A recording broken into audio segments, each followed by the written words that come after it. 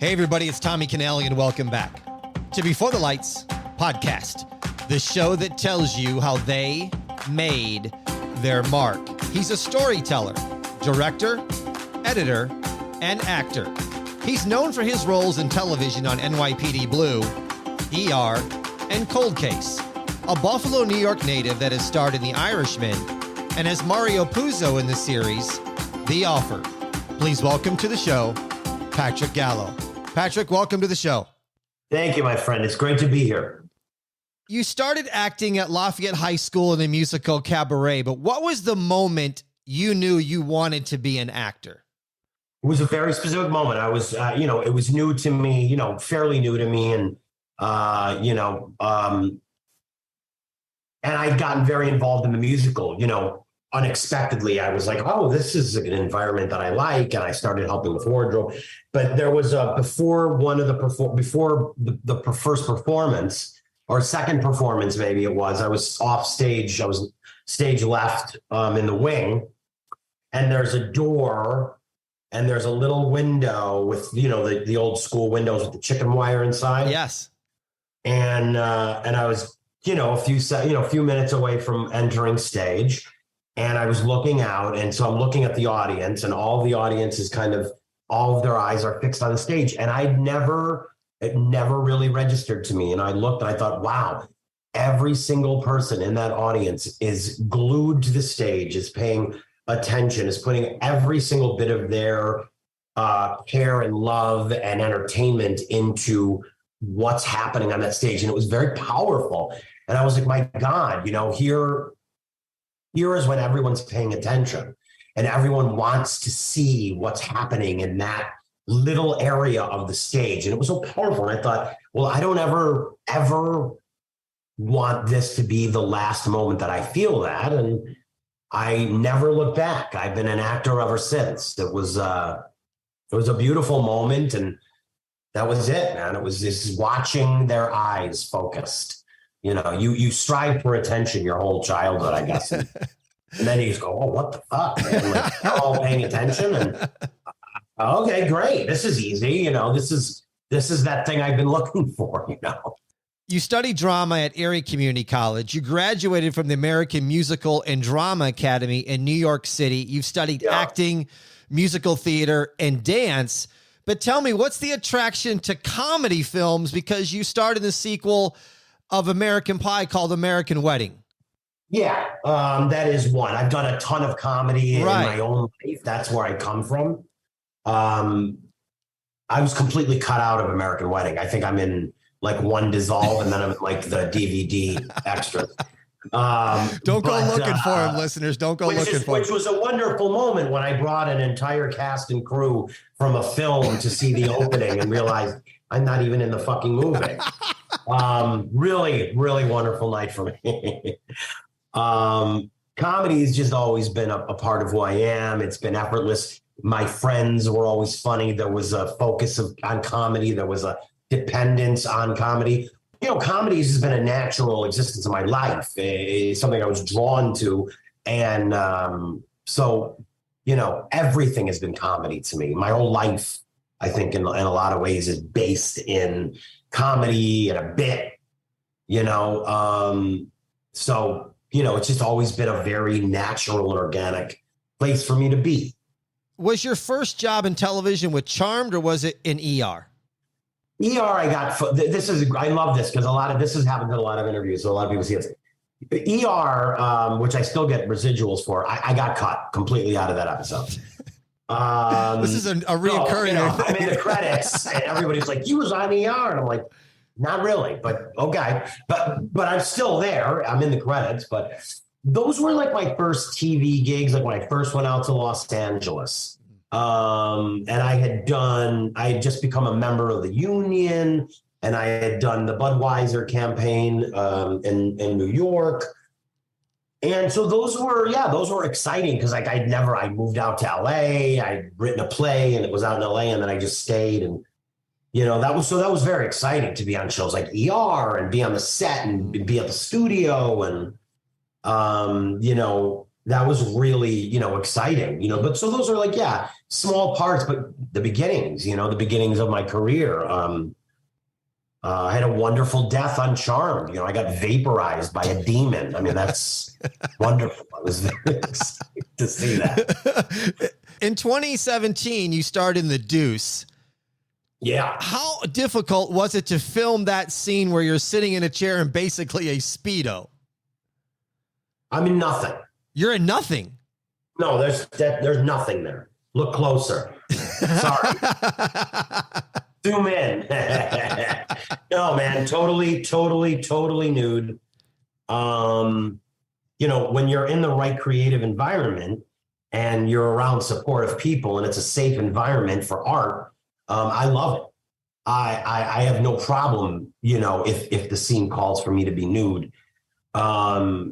I think it's a really liberating thing to be able to do. And it's also very special, like when you're there and, you're obviously in the scene and the content of the scene and the soil of the scene is sort of driving you and motivating. So you're not really thinking, oh my God, I'm naked, because it's part of where you are and the world that you're in. And when you're around the kind of crew that I was with on The Duece, Michelle McLaren and HBO, this is a professional place. If people were whispering, you know what I mean? They would never let anybody know. You never felt like you were being made fun of, and people respect what's being created. So no, you don't feel anything. Listen, in between takes, they would come over and give me a robe and I would say, nope. I'm good. Not the fucking robe, because that's not my reality right now. So I wouldn't have a robe and I don't want a robe. And they would literally set up a shot around me and I'd just be sitting there nude, probably uncomfortable for them in some respect. But no, I love it. And I would do it again, always in the right circumstances. I've done it twice. In 2019, you played Anthony Tony Giacalone in The Irishmen. That's right. How did you get casted for that role? Ellen Lewis, who was casting the film, brought me in, and she's wonderful. And you're always excited when Ellen Lewis calls you in for something. You're like, okay, because she is one of the, she stands on the Everest of casting. So I was in. I went in, I did a monologue. I think Scorsese does that a lot, where he'll give a whole bunch of actors the same monologue, and then they'll do the monologue, and then he'll kind of decide oh, okay, well, this, and places them in roles just based on that monologue. So I didn't really know who I was reading for. And, a lot of people didn't. And I went in and I read, and I remember sitting on the curb outside of Ellen Lewis's office in Tribeca. And I was like, here, I just went in and had an opportunity to read for Martin Scorsese, and I fucking blew it. I thought it was like, not going to get me to the next place, not going to get me the job. I really did. I was like, I can't believe that. Like, there was this opportunity. It did not work out that way. I did get it. It wasn't, I don't know, it was months later that I heard about it. Then I got an avail, and then I heard that it was like another month. And then they're like, okay, you got it. So it took a long time to get it. It was kind of a thing. But anyway, that's how I got it. The old fashioned audition. Did you meet with Tony Jack to play the role, or did you just study him? No, he had already died by then. Okay. He had already died. No, I didn't meet with anyone. I know those guys. I've had them around me in my life and with my family, sort of the 60s, 70s, 80s gangster. Right. It's accessible to me. Like, I grew up around them. You know what I mean? So it wasn't like I had to really bend over backwards to kind of find the dynamics. Of course, I researched his life, but I wanted to know who he was and where he stood in order to build his presence and his power. And then, of course, based on the scene, where, what position he took in this situation. So, he definitely was in a position where he could tell Jimmy Hoffa to take it easy, which I had done many times in the scene. He had that power. So, when you add that to it, you add it to your experience in life, but then you go, okay, well, he's not, he's a big guy. He was a very tough guy, a very feared guy, smart guy, classy guy, but an important guy. Was it surreal for you filming with Pacino, DeNiro, and being part of Scorsese? I mean, did you have to pinch yourself? Oh, not pinch myself. I think I smacked myself in the head with a baseball bat all the time. I was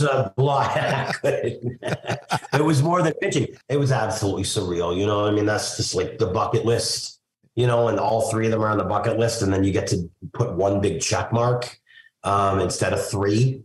It was hard to get my head around.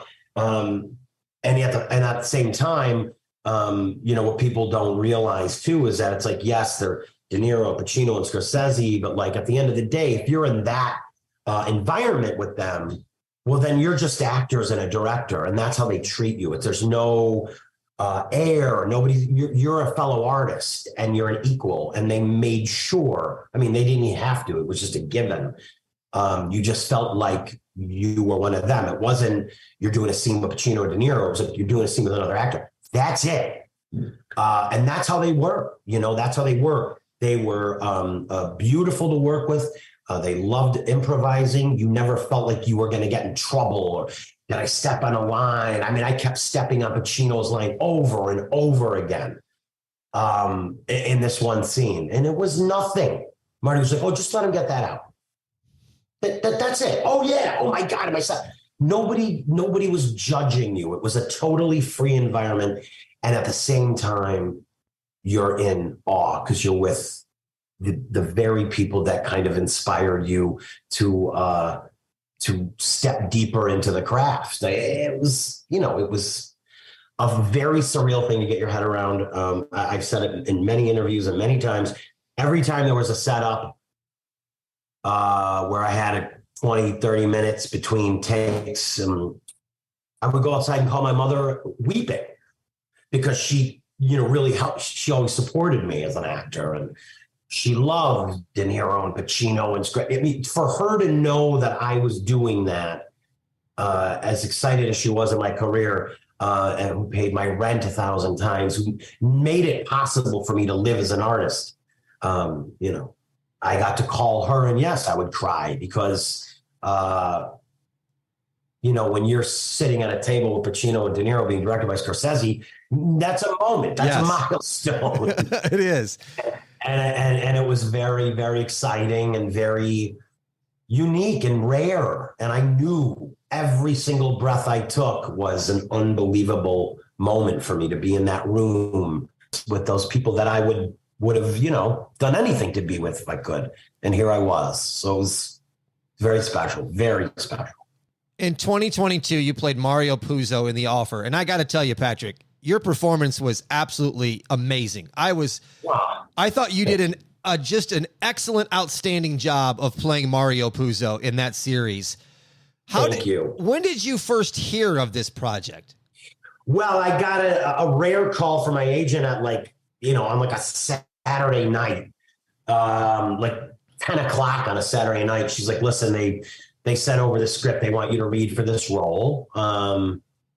They won't send me the script. It was very secret. It was very under wraps. They won't send me the script. You have to send an email to this person. It's very secretive, right? I was like, all right. It was just an audition. Okay, I got it. And that was it. I read the audition. I didn't know what it was. They didn't tell me what it was. Of course, I read the script and it said Puzo. And I thought, okay, it must be Mario Puzo? Because, of course, I looked at the script and what they were talking about. I was like, it's got to be something about Mario Puzo. I don't know what the hell it is, but it is. And that was it. And then I read the scene as I normally would. I auditioned. I heard nothing. And, 3 weeks later, word was that I didn't get it. And then like a week later, I did. I was like, oh, okay. And then 2 days later, I was on a plane.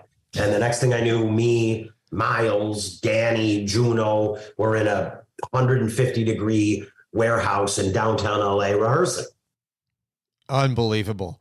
It was like, all right. You first saw The Godfather at age 12 with your father. You had mentioned before that people in the mafia life had been around you because your father were friends with them. And then also in this series of The Godfather is Crazy Joe Gallo. Was there some of these Crazy Joe Gallos in your life and your father's life? Oh my God. Yeah. Oh, there were tons of them. I mean, my God, between the low-level thief God to the, to a godfather of the mafia. I mean, these people were in my, like, I would go to the door and there they'd be. And I'm talking like bottom of the barrel thief to, like I said, to, a high-ranking, mafia boss. But they were just these guys. I didn't know, they were just the people that were around me. You know what I mean? I knew that they had interesting voices and they smelled like cologne and they had a mood to them that was interesting. But once again, it's what I knew. It wasn't, I more found out who these people were through my friends or through, newspaper articles where my father would get mentioned and kids would make fun of me and, and put you down. And it was like, what's happening? But it was like, oh, okay, there was a criminal element in my world. But yeah. So yes, familiar. The Godfather felt very familiar, like you're watching films on your TV, but it seemed like this one was a play on my TV. Like I could reach right into the film and taste and feel and smell these people and their life. It wasn't too fun. I didn't understand it, but I know how I felt. And it was different than watching like another movie, like Cheech and Chong's Up on Smoke. That was a different journey. Oh, for sure. You know what I mean? That was more foreign, and this was very intimate. And that was unique. That wasn't how a film affected me. You obviously had to study Mario Puzo, who passed away in 1999, as I know actors do for any role they take. Sure. You created his mannerisms, but where I want to go is, what did it feel like when you got those iconic Mario Puzo glasses and you put them on? Oh, well, there's nothing like it. There's nothing. Wardrobe is so wonderful and important and transformative for an actor. You could have no idea where to go with a character, and as soon as you put on a certain coat and a pair of pants, you feel something different, and it's such a wonderful, piece to add to help achieve a character. Yes, of course, the glasses, you put those glasses on and you're just like, oh my God. But the beautiful thing is when I went in for the screen, we went in for the camera tests at Paramount. That was the day that we were going to figure out the glasses. And I was presented with 1, 2, 3, I think 4 trays of glasses of all in the similar realm of Puzo's glasses, but slightly different styles. And Dexter was just like, let's find the ones that you connect with, and when you have moments like that, it's really cool. It's like, wow, there's 70 pairs of glasses here and I'm going to try them all on and I'm going to see what I feel. And you hit the right one and you go, that's it. And I looked at Dexter, I was like, this is it. He's like, that's absolutely it. And that was it. So that was really cool, to find the iconic glasses and make them my own, make them Puzo's. Did you keep them in this world? No, I didn't keep. Everybody asked me that, and I could have kept so many things. But you're in such a different state of mind when you're shooting that you kind of you're not thinking of acquiring anything because you're just like, these are my tools and they're immortalized. I don't know. You just don't think about it. Did you relate to Mario Puzo? Is there any feel like some of you as in him and vice versa? Absolutely. 100%. That was a beautiful thing to realize. Absolutely. When I started reading about him and reading his work and understanding how he saw the world and his perspective on the world and on art, and how he saw himself, his own insecurities, and I was just reading it. And I was just like, oh my God, like so much of this is how I feel. So as an actor, you're like, oh my God, like how often am I going to be able to be aligned with another life that I'm going to portray? Yeah, it was kind of amazing. And I felt very lucky that I was like, wow, we're similar in certain ways. And, you really covet those little details, and you take them and then you just let them kind of move through your body, like they do in your real body. So, yeah, a lot of things in common artistically. And that was really special to realize. I ask you, now that the weather is turning, what are you doing for your skin? Go to 7minerals.com. That's 7minerals.com and get your hands on their products. Their aloe vera gel is 99% organic aloe vera. I'm telling you, I keep saying it, but you have to try this stuff, especially the After Sun Recovery Aloe Vera Gel. It smells amazing. It's got this great mango smell to it. And if aloe vera is not what you're looking for, then get the magnesium oil, get their soap, their bath stuff, their rice water, whatever it is. 7minerals.com is the place to go to get your product. I've said it before. Not only will your skin thank you for it, but you're going to love the smell and the feel of these products. Once again, go to the show notes, 7minerals.com. How was it for you then, Patrick, going from someone who opens the door and there's gangsters on your step to playing Mario Puzo, who wasn't even a fan of gangsters? Yeah, I mean,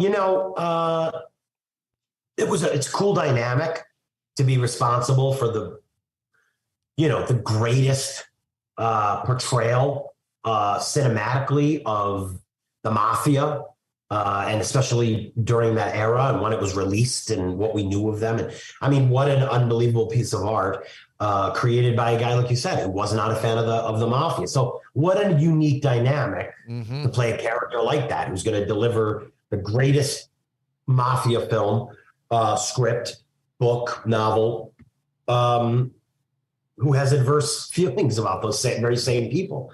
It was really unique to play that dynamic. I loved it. Yeah.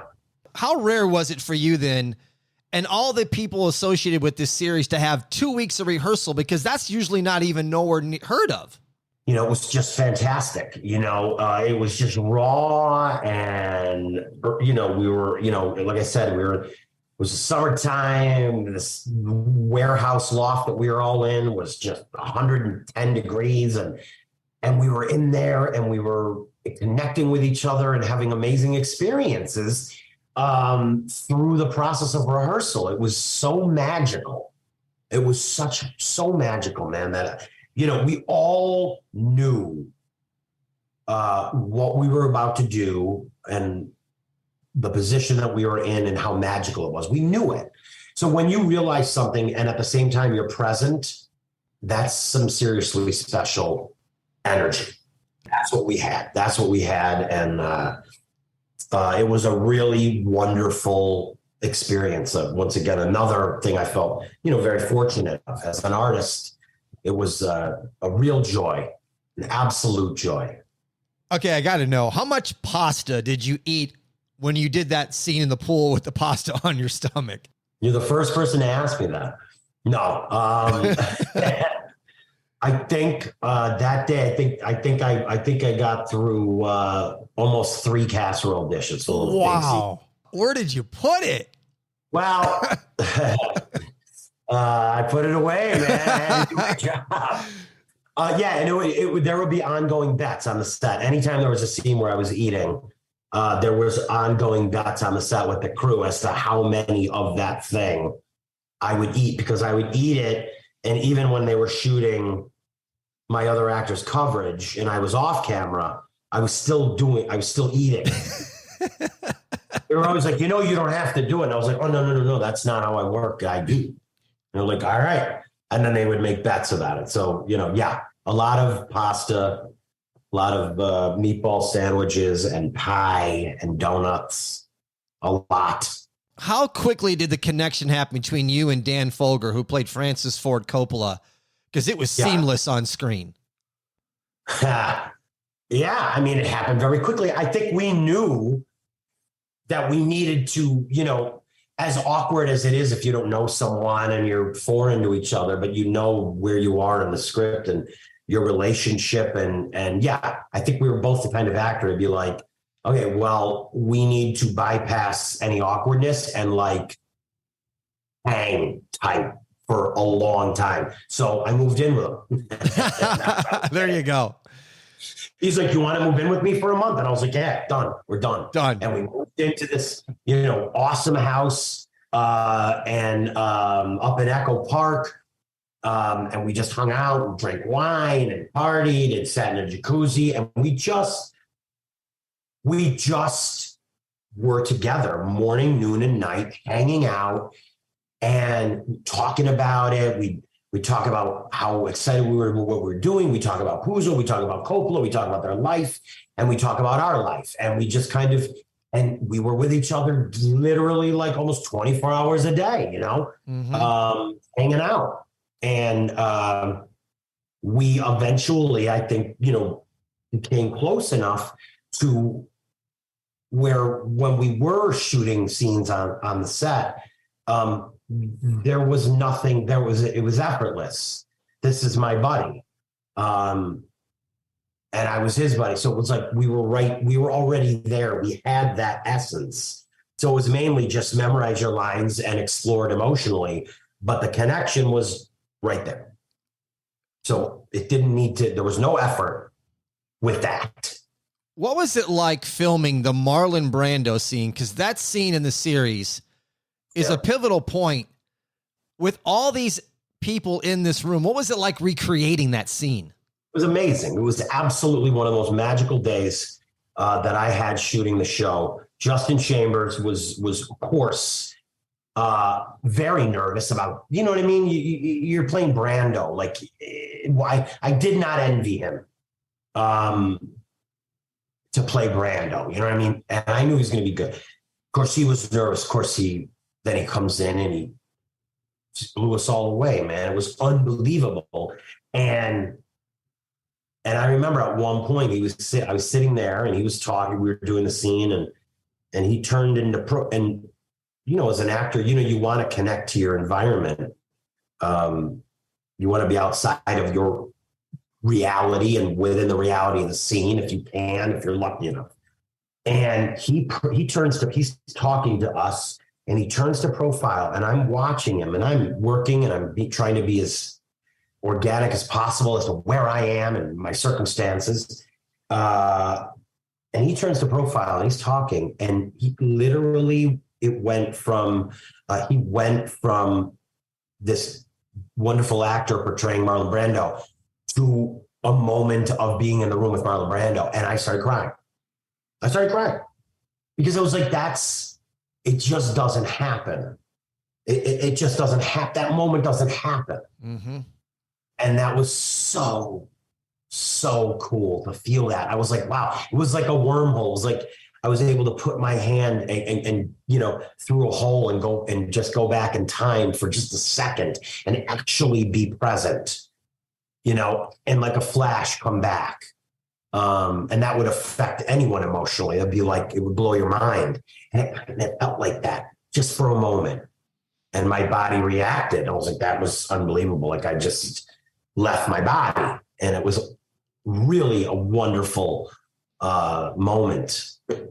Great day of shooting. One of my favorite days of shooting and a lot of fun. And just, it was a wonderful experience for sure. Listeners, if you haven't seen the series, The Offer, I'm going to put a link in the show notes because you may not be following what Patrick and I are talking about, but you have to see this series. Even if you're just a fan of The Godfather, a little bit, you've seen it once or you've seen it 100 times, you have to see this series. It is so well done. The people that are in this series portray the actual characters almost to a T. You have a hard time deciphering if you really get into it going, I'm actually watching this person at this time of time when this was being made. And going back to you, Patrick, did you learn anything about The Godfather after filming this series? No, I think it was more about the sort of the depth of the challenges. I mean, I had always known that they did have a lot of hurdles. I think the thing I enjoyed learning most was I loved when I found this out that Puzo wrote The Godfather for no other reason than to pay off some debts. Mm-hmm. He didn't want to write it. He didn't want to write a bestseller. He knew he could do it, and he didn't give a shit about it. And his family would weigh in on it. They insulted him. Why don't you have, you know what I mean? So I love that he was like, I need some money. I'm going to write The Godfather. Like, it was kind of a cool thing. And you go, I just wrote it to pay off some debts. And it's like, this unbelievable, huge, important piece of literature and cinema. So I thought that was super cool. And that really gave me a dynamic to look at with Mr. Puzo, What was it like for you going from acting beside Al Pacino in The Irishman to The Offer with Anthony Ippolito acting as Al Pacino, who played Michael? Anthony is he's a great guy. As a human, he's just a beautiful, beautiful kid. I never really thought about the connection like that because I was so enthralled with Anthony's portrayal of Pacino at that age. And I was with Pacino later, so it was like a different Pacino. Right, yeah. So it was kind of, you know what I mean? It really never really connected that way. But it was just a thrill to watch him work with Al Pacino inside of him and move with him. It was awesome. It was very cool. Beautiful guy. He did a fabulous job. He really did. Going away from acting, I said at the opening that you're also an editor. Talk about being an editor for Ghost Adventures from 2015 through 2022. It's a great gig. I love it. Super creative. I love editing. I'm lucky to be an artist that has other things that I love, other artistic endeavors that I love, and editing is one of them. It's a great show. Tons of creative freedom. We get to shoot really weird, strange, abstract stuff. We just really have no one's holding us to anything creatively. Zach Bagans, who's the host of the show, obviously he created it and he's the reason we do it. He's so open creatively to what we're doing. I don't feel like I've ever worked on the show. I really don't. It's just here's a playground. And if you don't like this swing, here's another swing. And if you know what I mean? If you don't like this slide, here's another slide. You want to change the sand? You can change the sand. I mean, it's just like, they give you every tool a child would need to play.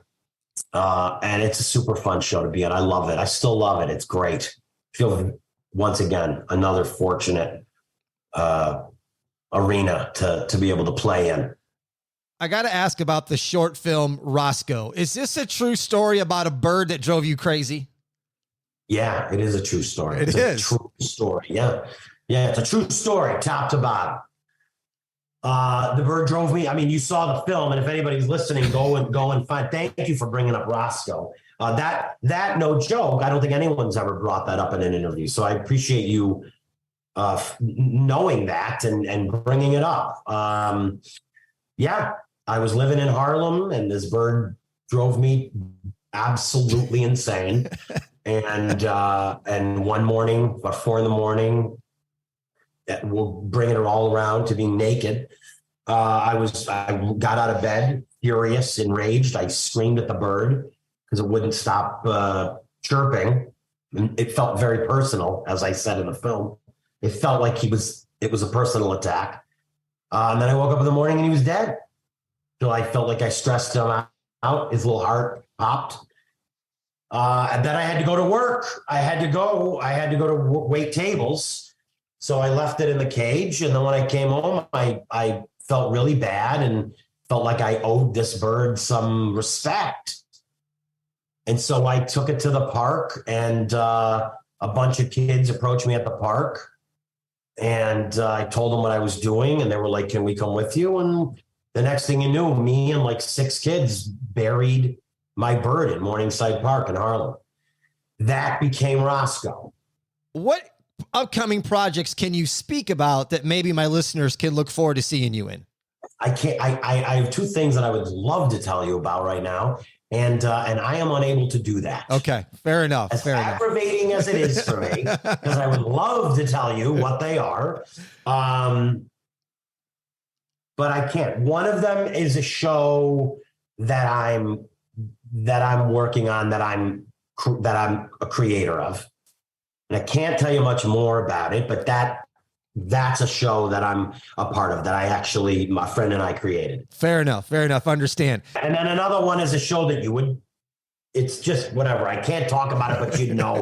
And when I can tell you, you'll know. We got it. I'll tell you how you can find out, listeners. I'm going to put a link as well so you connect with Patrick on his Instagram, Chubbo-matic. And if you get on this Instagram, scroll a little bit, he's got some remake videos to 80s music. The one with the Jets and September by Earth, Wind, and Fire is classic. Yeah. You're the man, dude. You're really looking deep into my creative world. I really appreciate that. I can't even tell you how much I appreciate that. Thank you for looking at my stuff, man. You are welcome. Where did this idea come from to remake these 80s songs? This stuff is classic. Listen, I love 80s music, man. I love 80s music, and I love 80s music videos. They make me feel a very unique way, right? As opposed to other media. And so I love to go back to them. And I just was like, God, I love these videos so much that I don't know how else to experience them other than to figure out a way to put myself in them. And then I'm just a fool by nature. So I was like, this could be something. Let's put some awkward moments and kind of give these videos my own spin. And I loved it. I love doing it. And I love being associated with all of that music and those videos. And I hope to make another one soon. I haven't made one in years, but I keep thinking, like, I hear a song and I'm like, oh, I could do a bit with that. That's a funny bit, So thank you for watching those, brother. Oh, you are welcome, listeners. You have to check them out. And speaking of music, it just brought this up. The music in The Irishmen and The Offer were absolutely fantastic soundtracks. Yeah, so beautiful, right? Amazing. Yes, very, very well. You're a storyteller as well, which I think kind of gets overlooked when you look at your resume and your body of work. But how important is that to you as a person with what you do in the career? I feel very blessed to be a part of that community of storytelling. I think storytelling is such an important part of our society and our life. It's been that way for thousands of years. It's like, you know what I mean? This is how we share things that we don't know or can't access, to other people. So to be the pilot and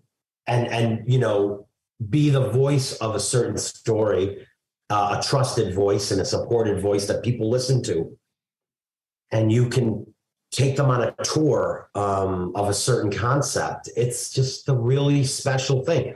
And I feel really, lucky to be able to be in that position. I think storytelling is it's a magical thing. And if you can tell a good story, you're doing so much for so many people, because everyone's looking to disconnect and let you take them. And when you take that hand of that person, you want to take them on a good, you want them to go on a nice stroll with you. Mm-hmm. And it's a wonderful responsibility. And I love that people trust me to tell a story to them, and enjoy it. And it's a great gift, and I love it, and I feel very fortunate to be able to do it. Time is one of the greatest gifts I feel like we can give somebody in our world. And I appreciate you taking time out of your busy schedule to spend some moments with me and my listeners and being on my show. It's greatly appreciated. Oh, absolutely, man. I really love doing it. I love talking to you. Let me know when you want to talk again. And just thank you for your appreciation for my work. And it means a lot to me. And I really enjoyed hanging with you. I appreciate you. Are more than welcome. Listeners, go to the show notes, because also I'm going to put a link to a podcast docuseries in support of the Native American rights of the harsh and unfair treatment of the indigenous community. I did it with filmmaker Antonino D'Ambrosio. It's entitled A Heartbeat and a Guitar, Johnny Cash, and the Making of Bitter Tears. That's going to do it for this episode of Before the Lights. I'm Tommy Canale. And until next time, everybody, I salute a chin chin. Thank you, everybody.